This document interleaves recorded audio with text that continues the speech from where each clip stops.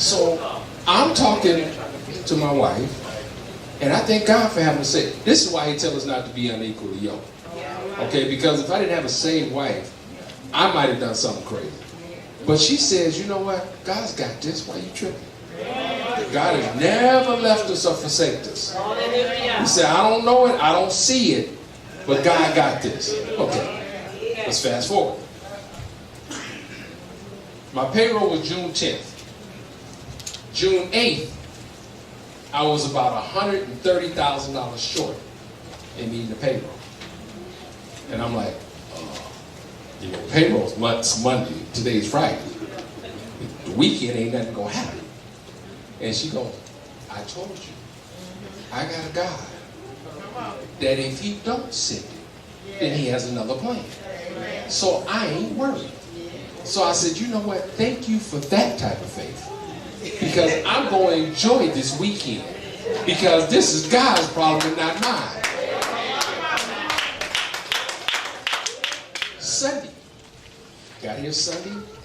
We had to minister in praise and worship. And we ministered, and it was a great Sunday. And I walked out of here that day saying, God, I thank you that as a businessman, I can walk in you.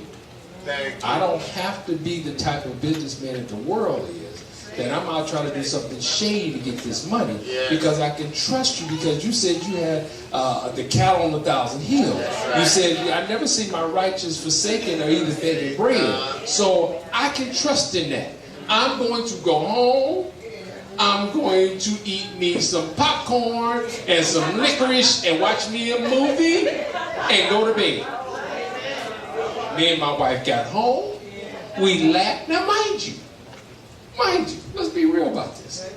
Most of y'all, if you knew you had to come up with $130,000 the next day, would probably be sitting on somebody's toilet.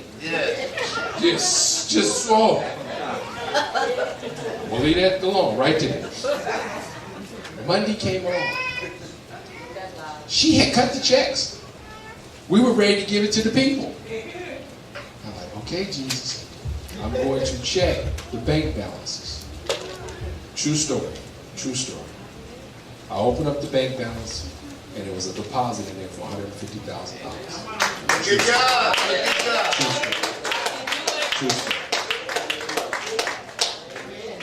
Now, to me, I can't tell y'all how holla. You know, folks in my corporate office would think I'm probably crazy, because I was like, yes, Jesus, Jesus. I know my staff probably thought I was crazy at that point. I called, oh, babe, you gotta come look. Tell me if what I'm seeing is correct. She looked on the computer, she said, yeah, there's $150,000, but I wasn't worried.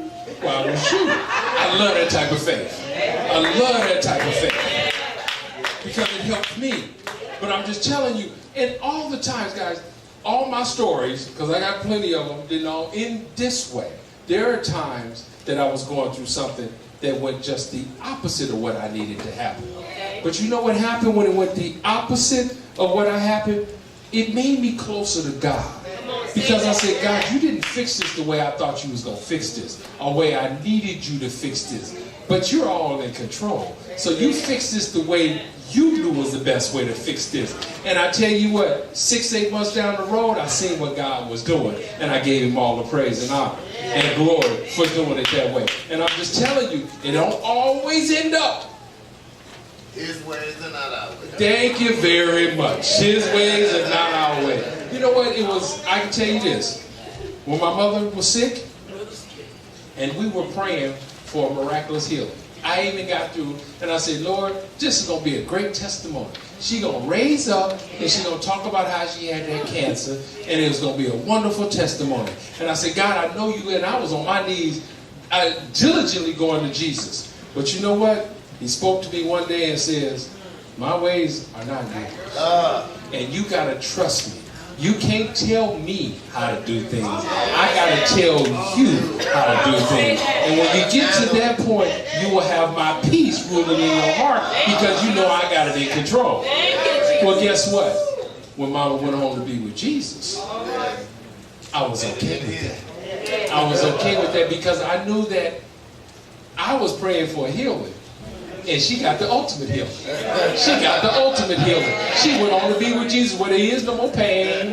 There is no more suffering. She there looking beautiful with my grandmother, having a great time up in heaven. And I could say, God, you know what he told me? Then he told me, he said this. He says, you don't even need to sorrow as the rest of folks sorrow, because you know one day you're going to see her again. So since you know you're going to see her again, you don't need to sorrow like that. But you can give the testimony of where I took you from. Oh, thank you, Jesus.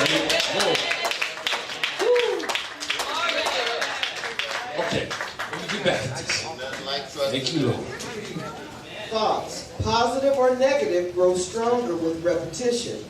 Let me just, real important, and I know I'm not going to get through all of this, but please take this home and read it. But positive or negative thoughts go stronger with repetition. In other words, the more you do it, the easier it's going to be able to do it. Okay.